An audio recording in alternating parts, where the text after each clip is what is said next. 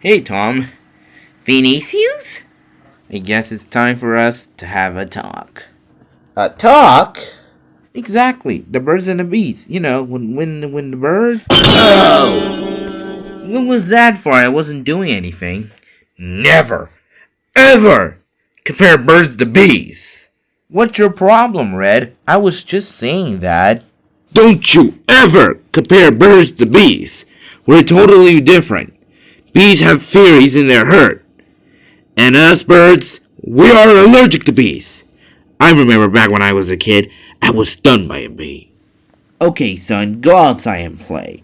But watch out of those bees, okay? Okay, Dad! Bees! That's my boy. No, there's a bee! No! Oh no, Junior! What? Don't worry, son. It's just puberty, okay? Let's go to the hospital, okay? Okay!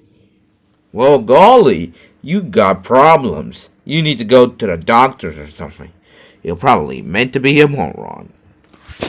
What do you think of my grade?